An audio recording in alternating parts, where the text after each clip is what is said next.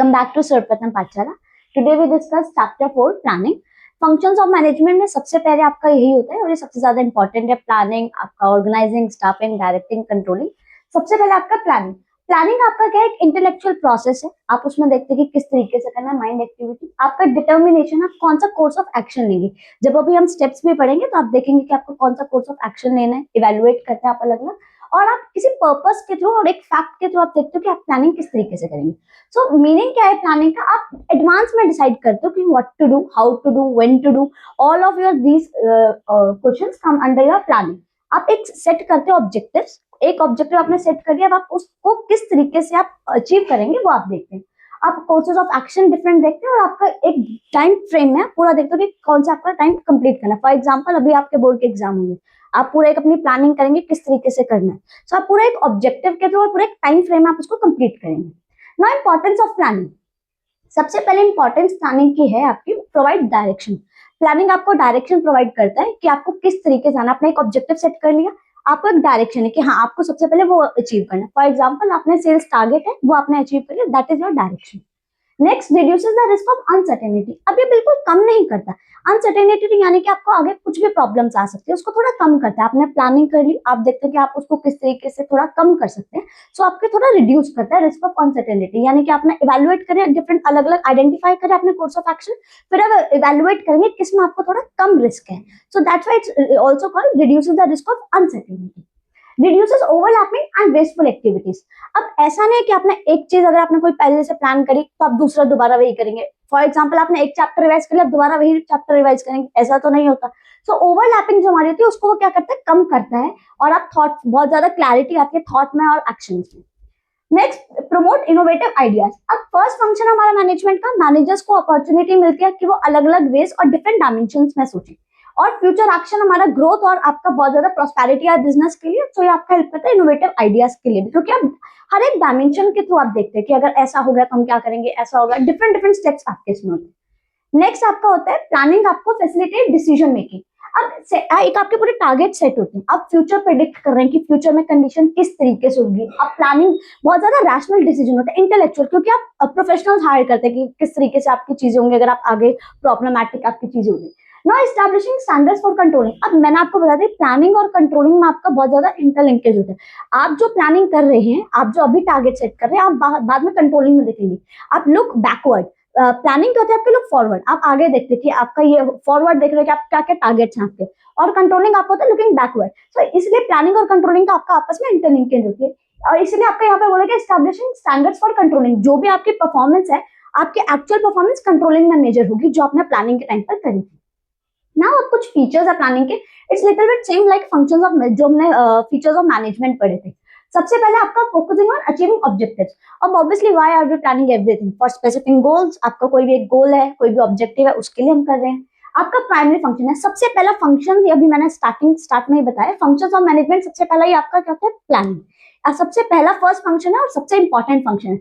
अगर आपने इसी में ही प्रॉब्लम कर दी और आप इसी में आप थोड़ा प्रॉब्लमेटिक हो गया, आपको समझ ही नहीं आ रहा क्या करना, तो आपका पूरी आगे की चीजें और जो हमारे स्टैंडर्ड्स होते हैं जो हमें अचीव करना होता है ऑब्जेक्टिव, उसमें भी थोड़ी आपकी प्रॉब्लम आती है। Planning is pervasive. प्लानिंग आपके हर एक जगह लगती है, एट ऑल लेवल, चाहे आपका वो डिपार्टमेंट हो, चाहे वो आपका स्कूल हो, चाहे आपकी एजुकेशन हो, एवरीवेयर। Planning is continuous. अब कॉन्टिन्यूटी आपकी एक पूरी प्लानिंग साइकिल होती है, उस तरीके से आपका प्लान फ्रेम होता है। आपने मतलब एक अचीव कर लिया टारगेट, देन नेक्स्ट, उसके बाद फिर नेक्स्ट, सो कॉन्टिन्यूस आपका चलता रहता है, पूरी प्लानिंग साइकिल होती है। नेक्स्ट अगर हम देखें आपका feature, so planning is futuristic. अब हम प्लान को फ्यूचर के लिए करने, अपने जो हमने पास्ट में कर दिया उसके लिए तो नहीं सोचेंगे। फ्यूचरिस्टिक है, आप फ्यूचर के लिए सोचते हो कि आप क्या टारगेट सेट कर रहे हैं, क्या आपके ऑब्जेक्टिव्स हैं, क्या प्रोग्राम्स हैं, आप किस तरीके से उनको अचीव करेंगे, ये सब आपका प्लानिंग में आता है। Planning involves decision making. यही जो भी हमने देखा, आपके चॉइस, आपके अमंग वेरियस ऑल्टरनेटिव्स, आप क्या चूज करेंगे, आपका रैशनल बेसिस क्या है, वो आपका होता है प्लानिंग में, आपका decision making. And planning is a mental exercise. Obviously अब आप पूरा एप्लीकेशन ऑफ माइंड आप उसमें यूज करते हैं, फोरसाइट देखते हैं, आपका क्या इंटेलेक्चुअल एक्टिविटी है। And rather than guess work, आप एक लॉजिकल सिस्टमैटिक टाइम पे चलते हैं। ऐसा नहीं कि आप जब आएगा जब देख लेंगे, ऐसा तो नहीं हम करते प्लानिंग में। हम सोचते हैं रैशनल बेसिस पर, रैशनल चॉइसेस हम और रैशनल डिसीजन लेते हैं। नेक्स्ट अब कुछ लिमिटेशंस भी हैं प्लानिंग की। सबसे पहले लिमिटेशन है रिजिडिटी। समटाइम्स अब हमारे जो मैनेजर्स होते हैं वो एक पोजीशन पर उसको चेंज नहीं कर सकते, अब कुछ सर्कमस्टांसेस आ गए जिसमें आपको चेंज करना है, आप उसमें भी चेंज नहीं कर पा रहे हैं, बहुत ज्यादा रिजिड हो जाता है कि आपको वही फॉलो करना है। नेक्स्ट, प्लानिंग में not work in dynamic environment. अब इसमें लिखा है मे, हो भी सकता है कि प्लानिंग आपका काम कर जाए डायनेमिक एनवायरमेंट में, हो सकता है कि ना भी करे। तो कुछ कुछ आपके चेंजेस होते हैं। फॉर एग्जांपल अभी आपने बोल दिया कि आप जो प्रोडक्शन करेंगे मोबाइल फोन की, अब कुछ कोई नई टेक्नोलॉजी आ गई, जैसे कि कुछ नया चीज इंट्रोड्यूस हो गई, तो उसमें आपका क्या हो सकता है, वो प्रॉब्लमेटिक हो सकता है कि आपकी प्लानिंग वर्क नहीं करेगी, फिर आपको दोबारा वो देखना पड़ेगा। नेक्स्ट अगर हम देखें, planning involves huge cost. Planning में बहुत ज्यादा कॉस्ट इन्वॉल्व होती है क्योंकि आपके प्रोफेशनल हायर्स होते हैं, आप सारी चीजें उसमें देखते हैं, right. And third one is planning reduces creativity. But अभी तो हमने ऊपर देखा था कि प्लानिंग इनोवेटिव आइडियाज लाता है, अब इसमें वो कह रहे हैं कि प्लानिंग रिड्यूसेस क्रिएटिविटी, क्योंकि ज्यादातर प्लानिंग आपके टॉप लेवल वाले करते हैं, मिडिल लेवल और लोअर लेवल की तो कोई सुन ही नहीं रहा है, टॉप लेवल वाले बैठकर अपना बना रहे, तो जो मिडिल लेवल और लोअर लेवल की क्रिएटिविटी होती है वो कम हो जाती है, इसमें इनोवेटिव आइडियाज तो आएंगे ही। Planning involves huge cost. अब वही डिटेल प्लान है आपका, आप पूरी साइंटिफिक कैलकुलेशंस करते हो, क्या चाहिए, क्या बेनिफिट्स हैं, वो सब आप देखते हैं, तो पूरा डिटेल्ड है, इसमें आपके ज्यादा कॉस्ट भी लगती है, आप कॉस्ट ये सब भी आते हैं। Next, planning is a time consuming. अब प्लानिंग में आपको हर एक चीज देखनी पड़ती है, सारी चीजें फॉर्मुलेट करनी पड़ेंगी कि आप इस मंथ क्या करेंगे, नेक्स्ट मंथ क्या हुआ, सेल्स टारगेट किस तरीके से अचीव होंगे, हर एक डिपार्टमेंट का अलग अलग होता है, तो बहुत ज्यादा टाइम कंज्यूमिंग है। और ऐसा नहीं कि अगर हमने प्लानिंग कर ही ली तो बिल्कुल हमें सक्सेस मिल ही जाएगी, does not guarantee you are fully success. और मैनेजर्स जो प्रीवियसली ट्राइड अपना टेस्ट प्लान करते हैं, समटाइम्स मतलब ये हिट एंड ट्रायल पे ज्यादा होता है प्लान। Next, planning process. अब प्लानिंग प्रोसेस आपके इंपॉर्टेंट है, ये आपका क्वेश्चंस भी आते हैं इससे काफी। नाउ इसमें आपका क्या है, S dice if. For example first है आपका सेटिंग ऑब्जेक्टिव्स। प्लानिंग में आप सबसे पहले क्या करते हैं, अपना ऑब्जेक्टिव सेट करेंगे, ऑर्गेनाइजेशनल को क्या चाहिए, क्या अचीव करना है वो देखेंगे। फॉर एग्जांपल अगर किसी ऑर्गेनाइजेशन का इस ईयर ये है कि हमें सेल्स टारगेट इतना करना है, तो उनका क्या हो गया, ऑब्जेक्टिव। अब वो डेवलपिंग प्रीमाइसेस, प्रीमाइसेस होता है कि आप फ्यूचर के लिए सोच रहे हैं, फ्यूचर एजम्पशंस है आपकी कि ऐसा करेंगे हम, सो प्रीमाइसेस आपका इंपॉर्टेंट होता है। आप देखते हैं कि ऑल मैनेजर्स आपका प्लानिंग में इन्वॉल्व होते हैं, सेम एजम्पशन से एग्री करते हैं कि हाँ ठीक है ऐसा कर लेते हैं, फोरकास्ट करते हैं बेसिकली कि आगे फ्यूचर के लिए क्या होगा, जो हमने एक फीचर भी पढ़ा प्लानिंग में फ्यूचरिस्टिक ना। अब हमने ढूंढ लिया, अपने एजम्पशंस रख लिए कि हमें ऐसा करना है, इस तरीके से हमें सेल्स टारगेट करना है ना। Identifying alternative courses of action. Alternative यानी कि हम अलग अलग देखेंगे कि क्या किसका पॉजिटिव है, किसका नेगेटिव है, हर एक का देखेंगे। जैसे मान लो आपने 3-4 आपने देख ली, आप उसमें देखेंगे किसका पॉजिटिव है, किसका नेगेटिव कॉन्सिक्वेंसेज है, आप अल्टरनेटिव कोर्सेज ऑफ एक्शन के उसके थ्रू देखेंगे। और ज्यादा रूटीन और इनोवेटिव कौन सा लगता है उसको थोड़ा चूज करेंगे।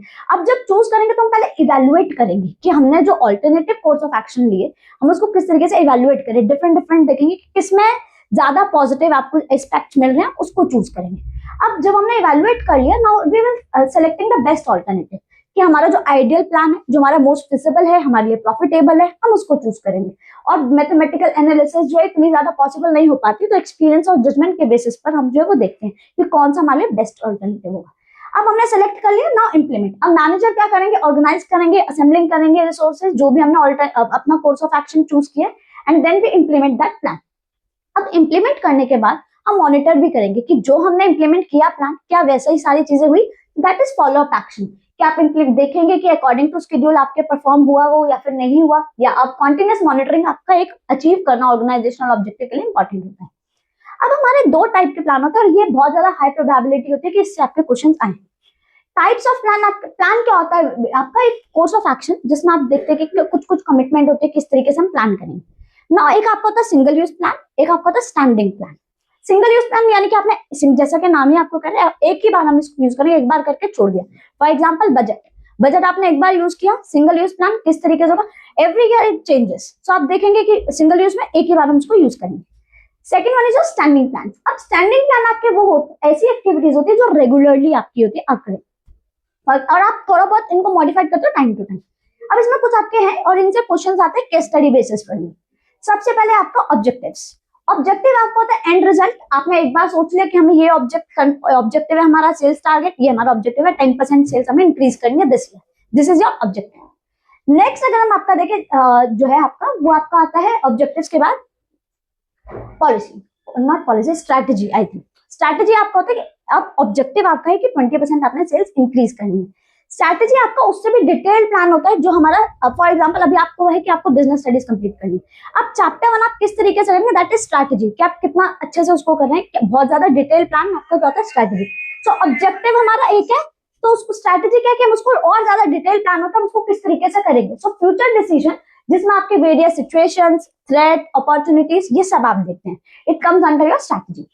ना पॉलिसी आपकी क्या होती है, अगर आपको बिजनेस में कोई एक प्रॉब्लम आ रही है, बार बार सेम ही प्रॉब्लम आ रही है, तो आप कहते हैं एक जनरल सॉल्यूशन आप ला देते हैं, एक पॉलिसी. फॉर एग्जांपल आप कहते हैं कि क्रेडिट पर अगर हम दे रहे हैं तो हमें लॉस हो रहा है, तो no credit policy, no refund policy, no return policy, these all are covered under policy. और पैरामीटर होता है कि मैनेजर किस तरीके से फंक्शन कर रहे हैं. नेक्स्ट प्रोसीजर होता है आपका कि एक पूरा रूटीन आपका स्टेप, आप किस मैनर में आप कोई भी काम करें. फॉर एग्जांपल अभी हम ऑर्गेनाइजेशन में देखेंगे कि स्टाफिंग के क्या क्या प्रोसेस होते हैं, किस तरीके से कंपनी रिक्रूट करती है, रिक्रूटमेंट प्रोसेस क्या है, दैट इज अ प्रोसीजर कि पहले हमें ये फर्स्ट स्टेप ये करना है, सेकंड स्टेप ऐसा है. And next is your rule एक आपका तो स्पेसिफिक स्टेटमेंट जो कि आपको ये करनी, जो चीजें करनी है और कुछ चीजें नहीं करनी, जैसे कि किसी में no smoking in the office premises, तो ये आपका क्या हो जाता है रूल. जैसे आपके स्कूल में ओवर रूल की 8 o'clock के बाद नहीं आना, this is rule. Next is method होता है कि आप किस प्रिस्क्राइब वेज में आप कर रहे हैं, क्या क्या आपका सिलेक्शन ऑफ प्रॉपर किस तरीके से कर रहे हैं, मेथड्स क्या है, एफर्ट्स कितने हैं, क्या क्या आपकी चीजें आ रही है, जैसे कि वेरियस मेथड आपके अप्रेंटिसशिप प्रोग्राम्स आपके किस तरीके से होंगे, क्या मेथड्स है उनको करने के लिए, that cover under a method. और मेथड आपका टाइम बचाता है, मनी, एफर्ट्स, ये सब. नेक्स्ट प्रोग्राम आपका बहुत ही डिटेल्ड होता है जिसमें आपके ऑब्जेक्टिव, रूल्स, पॉलिसी ये सब अंदर आते हैं. आपका इसमें course of action like physical, human resources, everything cover under programme बहुत ज्यादा डिटेल प्लान होता है जिसमें ये ऊपर के जो हमने पढ़े वो कवर होते हैं. बजट एक आपका एक स्टेटमेंट है जो कि आप न्यूमेरिकल टर्म्स में देखते हो कि हम किस तरीके से पूरा एक फ्यूचर डेफिनेट पीरियड में हम क्या क्या यूज करें, जैसे आपका सेल्स बजट क्या है, आपका प्रोडक्शन बजट क्या है, ये सब आपके अंदर आते हैं बजट. अब एक तो क्वेश्चंस किस तरीके से आते हैं, एक तो आपको सिंपल कुछ क्वेश्चंस दे देंगे कि आपको कौन से इसमें फंक्शंस है, जो भी हमने पढ़े फंक्शंस ऑफ प्लानिंग, कि ऑल परवेसिव है आपका, या फिर कॉन्टिन्यूअस है, फ्यूचरिस्टिक है. अगर आप देख रहे हैं कि कंट्रोलिंग के साथ तो इंटरलिंकिंग विद कंट्रोलिंग. अब कुछ जो आपके टाइप्स ऑफ प्लान में आते हैं उसके क्वेश्चंस यहाँ पर है. Ramesh is a senior middle level manager. He is busy in allocating resources to his staff and already he finalized the objectives और decide भी कर लिया course of action. बट अब वो होल सीजन में किस तरीके से इंक्रीज करें, अब ऑब्जेक्टिव सेट है, अब वो कह रहे हैं कि होल सीजन में किस तरीके से आपका इंक्रीज करे. इट मींस वो उसमें और ज्यादा डिटेल प्लान में जा रहे हैं और हमने पढ़ा वो किसमें होता है, स्ट्रैटेजी में. नेक्स्ट क्वेश्चन है, Suresh is giving a speech to the workers of his factory. He is the owner of toy manufacturing factory and has 123 workers. और उन्होंने बताया कि ईयर्स टारगेट हमारे प्रोडक्शन इतने होने चाहिए. सो दिस इज ऑब्जेक्टिव, जब वो ईयरली बेसिस पर कर रहे हैं. मैंने ये दो क्वेश्चन इसलिए लिए क्योंकि बच्चे बहुत ज्यादा कंफ्यूज होते हैं ऑब्जेक्टिव और स्ट्रैटेजी में. सो कंफ्यूज नहीं होना, रूल्स पॉलिसी और डिफरेंस बिटवीन भी आते हैं कि रूल्स प्रोसीजर में क्या डिफरेंस है, ऑब्जेक्टिव या स्ट्रैटेजी में क्या डिफरेंस है सीधा. और अगर आप इस बार का भी अगर सैंपल पेपर देखें 2025 और 26 वाला बिजनेस स्टडीज का, उसमें भी आपको डिफरेंस बिटवीन इनमें दिए हुए हैं. So that's all for this video. If you have any doubt you may comment. Thank you.